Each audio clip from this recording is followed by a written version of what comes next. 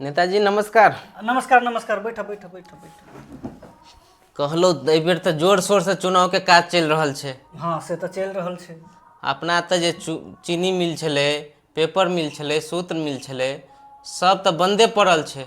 अपना एतऽ के जे लेबर सब, मजदूर सब जे भेड़ बकरी के जकरा दिल्ली बम्बई जाइ छै आ ओतौ काज करै छै, लेकिन गैर बात ओतऽ सेहो पड़ै छै ओकरा सबके।